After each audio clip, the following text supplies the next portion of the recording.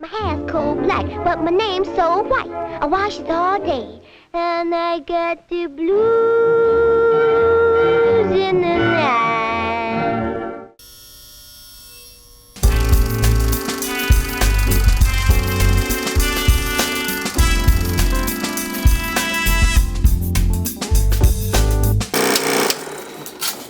Well, hallelujah!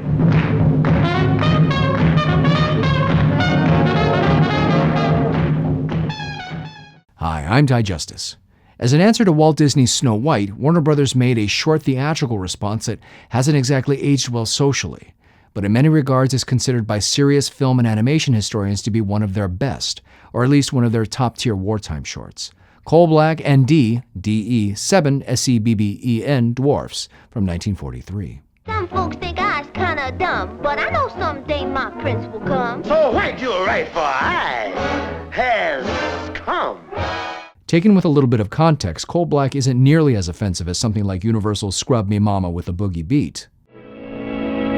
Lazy town.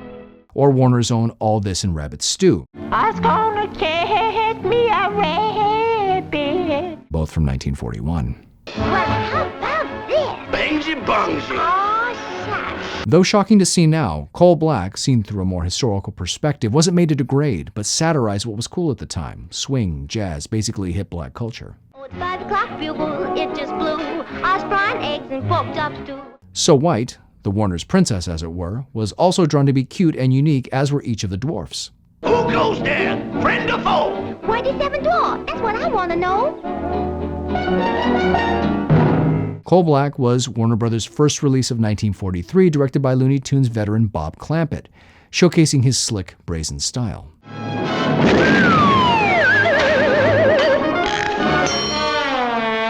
Originally, Clampett planned for this cartoon to be a two-reeler, meaning twice as long as a normal cartoon, but producer Leon Schlesinger nixed the idea, claiming expense. The short was animated by Rod Scribner, Robert McKimson, Sid Sutherland, Virgil Ross, and Disney veteran Art Babbitt.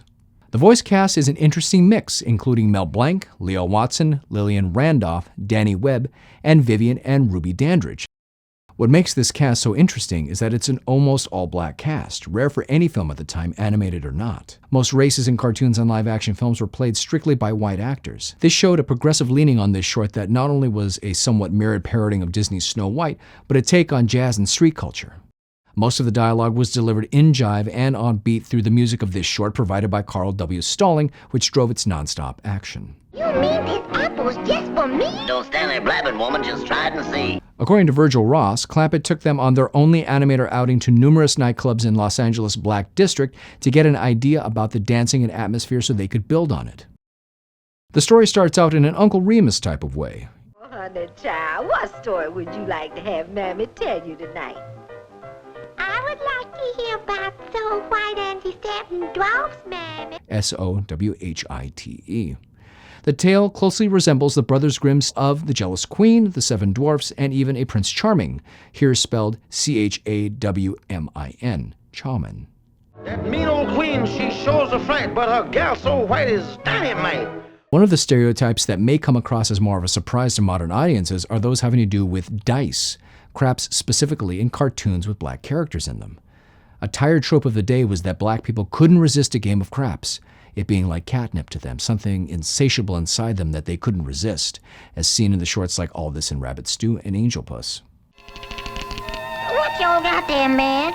It couldn't be a pair of them. Here, the prince has not only gold teeth, but 2 of his front teeth are actually dice, pushing the stereotype to its limit. On top of everything else, Coal Black is built on the framework of World War II, many of the gags having to do with rationing. While describing the queen and her being rich, a quick pan through her castle reveals not only gold and jewels, but tires, coffee, and sugar, precious commodities rationed out at the time so enough could be attributed to the war effort. And the prince's car tires are actually old shoes.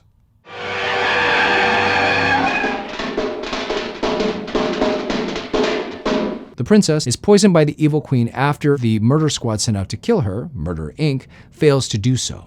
Absentee, you pass it on, just pass it down to me. Easy. Okay, boys, set the body down easy.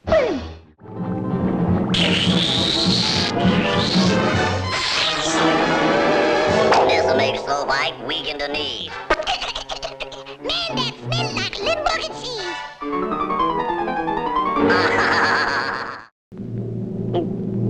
There's only one thing that'll remedy this, and that's Prince Charming and his dynamite kiss. I'll give her a kiss, and it won't be a dud. I'll bring her to life with my special rosebud. After the prince fails and all hope seems to be lost, the smallest dwarf, not the Steppen Fetchit character, kisses So White and wakes her up and saves the day. Man, what you got that makes So White think you so hot? Well, that is a military secret. Clampett and his team do in 7 minutes what Disney did in an hour and a half. Apples and oranges, I know, but it's still interesting. What Clampett and his team could also get away with at Warner Brothers that Walt couldn't was all the implied sex throughout the short.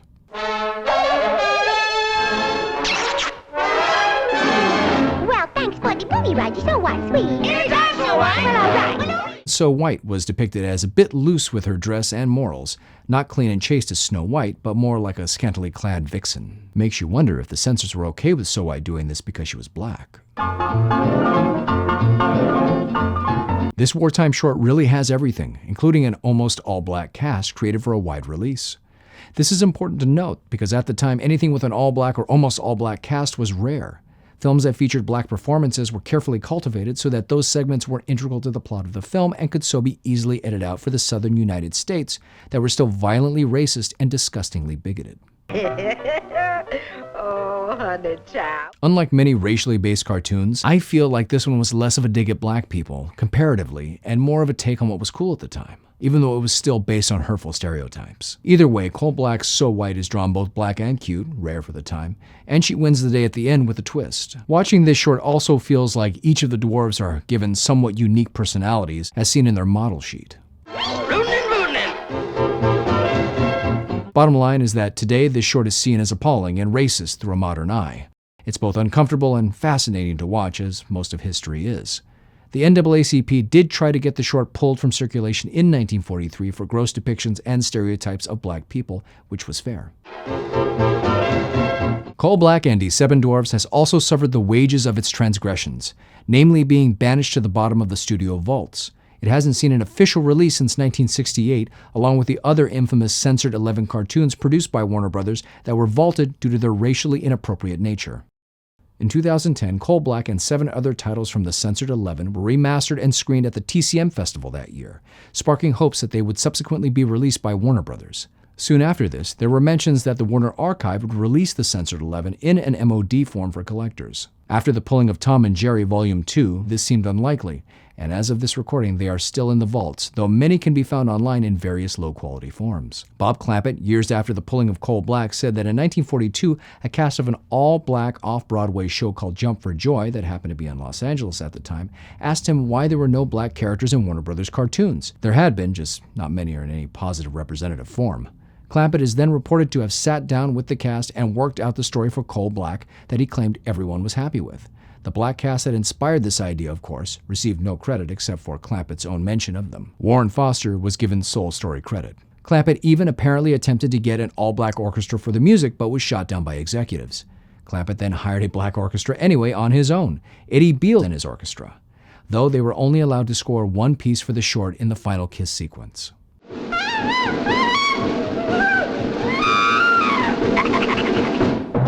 This particular cartoon, with the impossible waistline that Coal Black has and the impossible face that the Queen has with gap tooth and everything, was quite offensive, if you want to say that. However, the cartoon itself is very cute and musical.